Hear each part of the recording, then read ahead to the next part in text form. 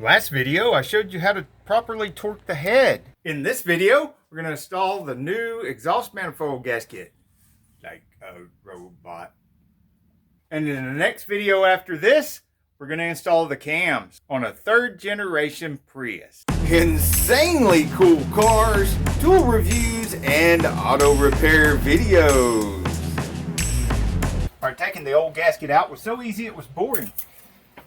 The E8 Torx is what I used to get the studs out, and of course I used a 1/2 inch deep well to get the nuts off first. There's 5 nuts and 5 studs, and the Ryobi was a big help.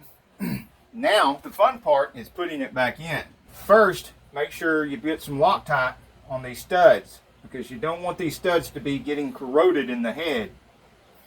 And one of the reasons I'm using the Ryobi is because the Milwaukee is just way too powerful. You don't want to break something off in the head, and the Milwaukee is powerful enough to break stuff off in the head. Now, of course, this is good to use too. Just a regular hand ratchet, no problem.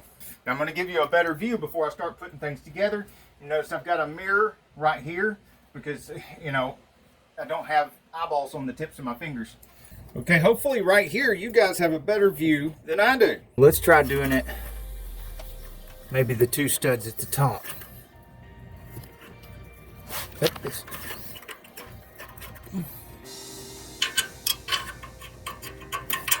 see what I mean by it dropping out of there.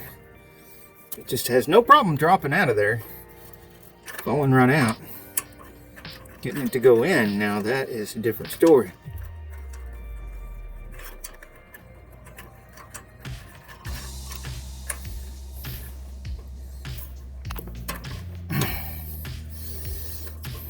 Used to be able to do these things by feel better, but I've got so many calluses on my fingers now.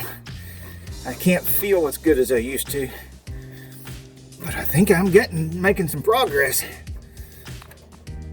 All right, now let's double check that by wiggling it back and forth. Better look at it with the light. See if I've got any holes clogged up. Looks like I can put another stud in here.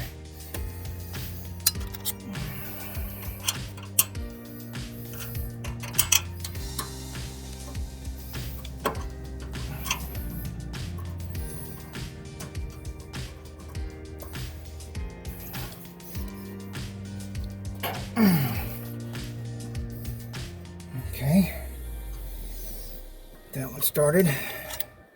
And remember, just like any other set of bolts, nuts, or studs, get them all started before you tighten any of them.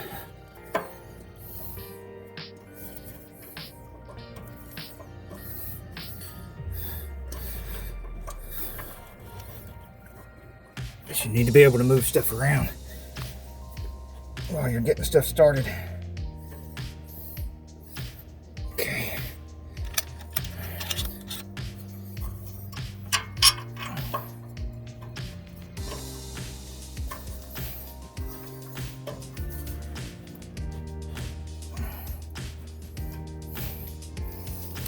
If you're having even more trouble getting yours started than I am, there's a couple of spring-loaded bolts down here at the bottom of the exhaust manifold, and you may be able to loosen those up and get a little bit more wiggle in your exhaust manifold.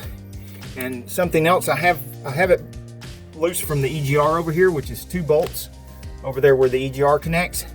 That gives it a little bit more wiggle, but be careful taking those 2 bolts loose, those 2 spring-loaded bolts, because there may be a gasket between there.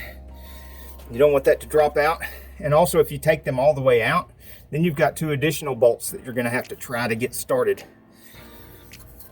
while it fights you. There's where the last stud goes. So I can only see so much in this mirror, and you may be able to see what I'm trying to do here, but I can't see what I'm trying to do. I'm just feeling in the dark.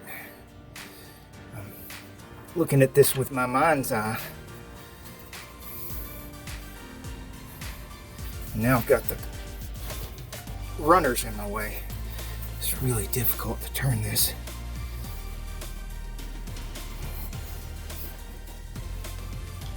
I don't want to use the socket to start it, because then that would be a nightmare if we messed up the threads on any one of these. Oh yes, it started. It started. Woo! Oh, thank goodness. Okay, what y'all missed was I knocked this E8 down into the engine bay while I was putting those studs in, and I'd like to never found it, and it's the only one I've got. So, when was the last time you did something like that on a project? Comment below. Woo! It ain't easy being greasy.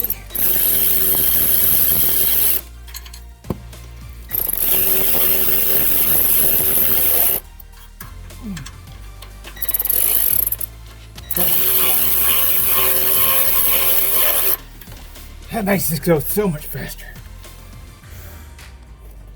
Alright, now I gotta get the nuts on here. Get them started good. In case you were wondering, that's the Ryobi 344 that I'm using. And there is a link in the description of everything I use in every video that I make. Well, most everything I use. There are some things that I just can't find a link to. Every once in a while, I get something at some place like Harbor Freight, which has a lot of junk, but they also have a few good things as well. And I'll just tell you, you know, if it's a Harbor Freight thing and it's good, I'll just tell you, just go to Harbor Freight and get it. But this Ryobi 344 is not nearly as powerful as the Milwaukee, but it's like half or third of the price. Pretty closer to half of the price. But in situations like this, its lack of power is a real asset, because I don't have to worry about over torquing the crap out of these things or breaking anything, because it's just going to snug them up. And I can go back over them with a torque wrench or a hand wrench.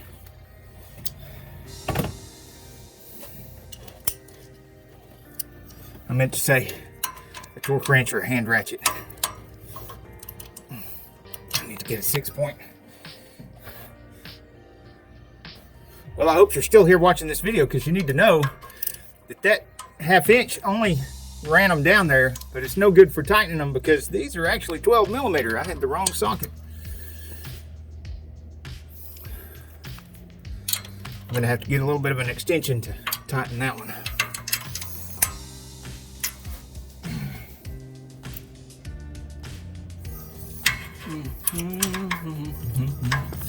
There's a 3-inch extension, makes it just enough to get past that runner.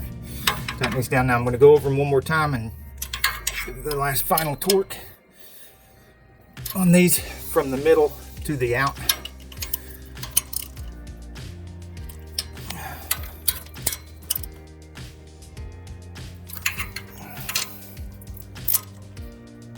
Alright, that ought to be good. 1, 2, 3, 4, 5. I didn't get all of them.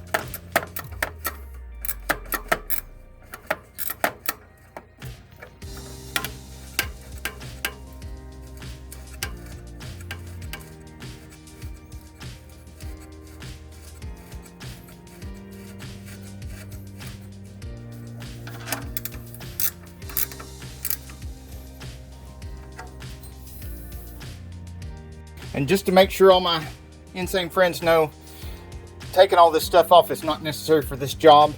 All that was for a head gasket job that I'm doing here. And some of this footage will be included in the head gasket job video. But the next video is going to be putting the cams on. There's also going to be a video with me showing the timing marks, because most of the time if you're doing a timing chain or a timing belt, you pretty much know how to take everything apart, put everything back together. The main thing you really need to brush up on and be absolutely perfectly sure about is the timing marks. So I'll be making a quick video on nothing but that, quick and to the point, where the timing marks are, what they look like, so that if you're doing that, you can just watch a short video and find out what you need to know. But you don't have to wait for all those videos to come out to enjoy lots of videos on St. Auto, because we already have over 600 videos. Hey, if you like this video, we got a whole lot more. We've got tool reviews, we've got repair videos, we've got show car videos, hot rods, mod rods, you name it. If it's got wheels on it and an engine, it's probably on this channel. So subscribe, like, and binge watch St. Auto. Binge watch St. Auto.